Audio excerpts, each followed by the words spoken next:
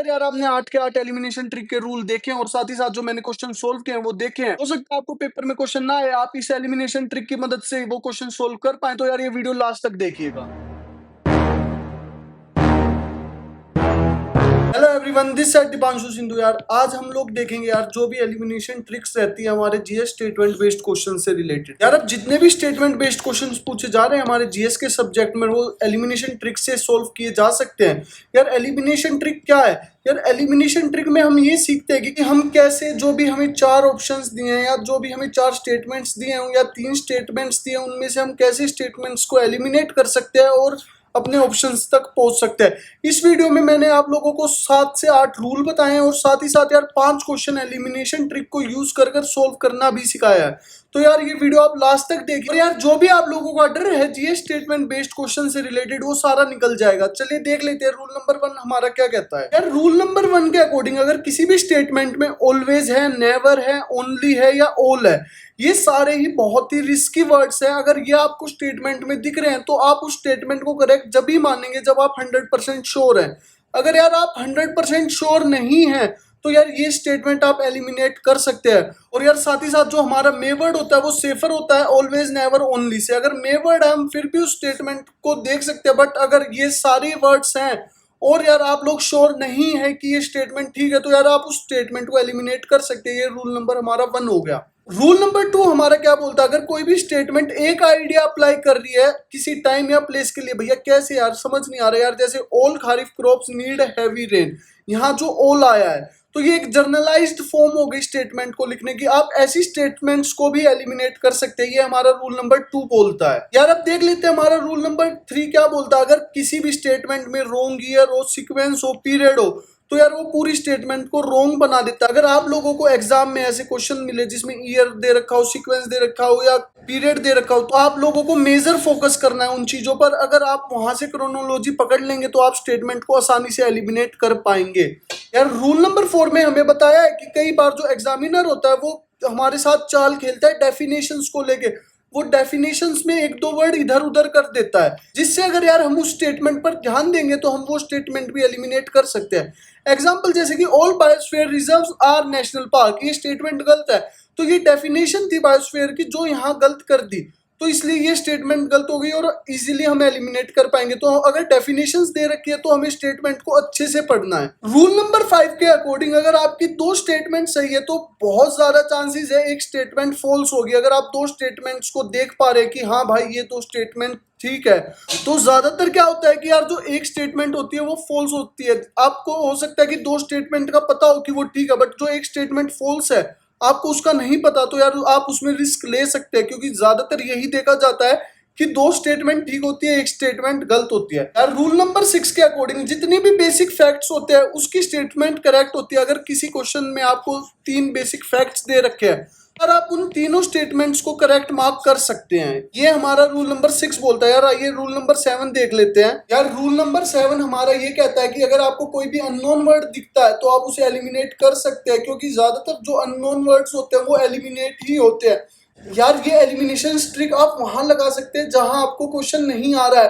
तो यार इससे आपका रैंडम गैस नहीं होगा। अगर ये आप एलिमिनेशन ट्रिक्स लगाएंगे तो हो सकता है जो क्वेश्चन आप रैंडम गैस कर रहे हो वो एलिमिनेशन की मदद से आपका ठीक हो जाए। तो ये मेजरली आपको उन्हीं क्वेश्चंस पर लगाना है जो क्वेश्चंस आप पर बिल्कुल भी नहीं हो रहे हो और जहां आप रैंडम गैस मार के आने वाले हो। अगर यार आप लोग क्वेश्चंस छोड़ देते हो तो कोई दिक्कत नहीं है, बट रैंडम गैस से अच्छा यार आप ये एलिमिनेशन ट्रिक्स यूज कर सकते हैं। रूल नंबर 8 हमारा क्या बोलता है? कई बार जो हमारा एग्जामिनर होता है वो यूनिट्स में खेल जाता है, किलोमीटर वर्सेस मीटर दे देगा या परसेंट के आगे बेसिक पॉइंट दे देगा, तो इस चीज का भी आपको खास ध्यान रखना है। एसएससी अभी अपने स्टेटमेंट बेस्ड के नए फेज में, तो यार वो ऐसी सिली स्टेटमेंट्स दे सकता हो तो आप लोगों को अपने आंख कान सब खुले रख के पेपर में बैठना है। ये तो मैंने आपको 8 रूल बता दिए जिससे आप अपनी एलिमिनेशन ट्रिक को स्ट्रॉन्ग कर सकते हैं। अब आइए देख लेते हैं हम 5 क्वेश्चंस के द्वारा कि हमें इन्हें अप्लाई कैसे करना है। ये हमारा एक पॉलिटिकल क्वेश्चन है, फंडामेंटल राइट से रिलेटेड है। ये देख लेते हैं। Article 20 and article 21 can not be suspended even during a national emergency. यार ये बिल्कुल ठीक स्टेटमेंट है।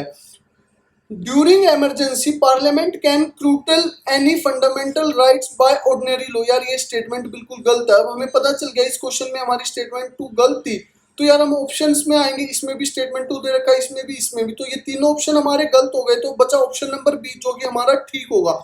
यार अगर आपको ऐसे एक स्टेटमेंट का भी पता चल जाता है कि गलत है ऐसे ये, तो अगर आप लोग पूरा क्वेश्चन उखाड़ कर फेंक सकते हैं। अब क्वेश्चन नंबर 2 देख लेते हैं। CPI is the inflation measure used as the nominal anchor for RBI inflation targeting, ये बिल्कुल ठीक स्टेटमेंट है।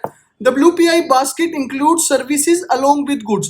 यार अब जिसे WPI का पता है उसको पता है कि वो सर्विसेज इंक्लूड नहीं करता और उसने सेकंड स्टेटमेंट एलिमिनेट कर दिया। अगर वो सेकंड स्टेटमेंट एलिमिनेट करने में सक्षम है, उसे फर्स्ट और थर्ड स्टेटमेंट का कुछ पता भी नहीं है, तो वो ऑप्शंस देखेगा कि इसमें सेकंड है तो ये भी गलत हो गया, इसमें सेकंड है तो ये भी गलत हो गया, इसमें भी सेकंड है तो ये भी गलत हो गया, तो हमारा ऑप्शन नंबर बी एकदम करेक्ट हो जाएगा। नेक्स्ट क्वेश्चन देख लेते हैं। Methane has a higher global warming potential than CO2 over a 100 year period. आप देख सकते हैं एक फैक्ट बेस्ड क्वेश्चन है, तो यार मैंने जैसा कि रूल में बताया था, अगर फैक्ट बेस्ड क्वेश्चन निकले तो हो सकता है तीनों स्टेटमेंट ठीक हो। चलिए देख लेते हैं। तो ये स्टेटमेंट तो बिल्कुल ठीक है। Nitrous oxide is regulated green house gas under the Kyoto protocol. यार ये स्टेटमेंट भी बिल्कुल ठीक है। Water vapour is not considered a green house gas. यार ये गलत हो गया, क्योंकि वाटर वेपर हमारी जो होती है उसको हम ग्रीन हाउस गैस कंसिडर्ड करते हैं। यहाँ आपको नोट पर ध्यान देना था। अगर यार आप नोट पे ध्यान नहीं देते और जल्दबाजी में पढ़ जाते तो आप इसको भी टिक मार देते।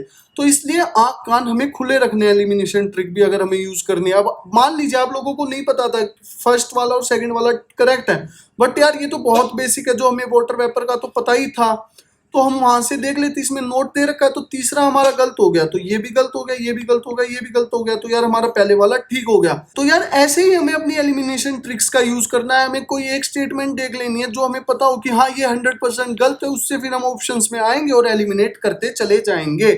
आइए नेक्स्ट क्वेश्चन देख लेते हैं। तो ये क्वेश्चन भी मेरे को फैक्ट बेस्ड लग रहा है, ये पढ़ते हैं। The Arabian Sea branch of the south west monsoon causes heavy rain on the western Ghats. यार ये स्टेटमेंट बिल्कुल करेक्ट है। The Bay of Bengal branch gives significant rain to the Ganga Brahmaputra plains and the northeast India। ये भी बिल्कुल correct statement है। Retreating monsoon accounts for the major share of annual rainfall in Tamil Nadu। यार ये तीनों statement fact based थी और ये तीनों स्टेटमेंट करेक्ट है। तो यार हमारा ऑप्शन 1, 2 एंड 3 करेक्ट हो गया। यार हो सकता है अब आप एग्जाम में बैठे और आपको ना पता चले एक स्टेटमेंट गलत है या सही है, बट यार आप ये भी तो श्योर नहीं है वो स्टेटमेंट गलत है। तो ऐसे अगर फैक्ट बेस्ड क्वेश्चन आए उसमें आप 1, 2, 3 मार्क कर आ सकते हैं। अगर आपको 2 स्टेटमेंट का पता है ये तो ठीक ही है और तीसरा भी फैक्ट दे रखा है, अगर आप वो ऑप्शन टिक करके आ सकते हैं जिसमें तीनों स्टेटमेंट के ऑप्शंस हैं। आइए नेक्स्ट क्वेश्चन देख लेते हैं। ये हिस्ट्री से रिलेटेड क्वेश्चन है।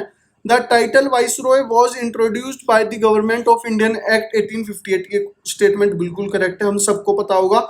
Lord Canning was both the last governor general and the first viceroy of India. ये भी बिल्कुल करेक्ट स्टेटमेंट है। थर्ड स्टेटमेंट देख लेते हैं। The charter act of 1833 created the post of viceroy. यार ये बिल्कुल गलत है, गवर्नर जनरल की पोस्ट क्रिएट की गई थी। तो यार इससे हमें पता चल गया थर्ड ऑप्शन गलत है। अगर आप इन दोनों को भी नहीं देखते, ये इजी स्टेटमेंट थी, ये कोई भी बता सकता है। तो यार थर्ड ऑप्शन इसमें है, इसमें बस एक ही में नहीं है, तो यार ये हमारा ये वाला ऑप्शन करेक्ट हो गया। यार देखा, अगर हमें एलिमिनेशन की टेक्निक्स पता है तो हम क्वेश्चंस को ना आते हुए भी एलिमिनेट कर सकते हैं। अगर हमें 1-2 ऑप्शंस भी पता है कि हाँ ये ठीक हो सकता है, तो यार हम इनको करेक्ट कर सकते हैं। जो फैक्ट बेस्ड क्वेश्चन होते हैं यार उनमें ये अपॉर्चुनिटी नहीं होती है कि यार आपको पता है नहीं पता, उनमें 2 ही ऑप्शन है, पता है नहीं पता, फिर डायरेक्ट तुक्का होता है। यार इनमें आप क्या कर सकते हैं, अगर आपको कुछ स्टेटमेंट्स भी पता है उसके बेसिस पे आप एलिमिनेट कर सकते हैं। और यार साथ ही साथ मैं आपको बता दूं कि हमारी 20 दिन वाली SSC सीजीएल प्री की जो चैलेंज थी वो चला हुआ है टेलीग्राम ग्रुप पे, उसकी डेली अपडेट्स आ रही है। साथ ही साथ मेरे इंस्टाग्राम पेज पे भी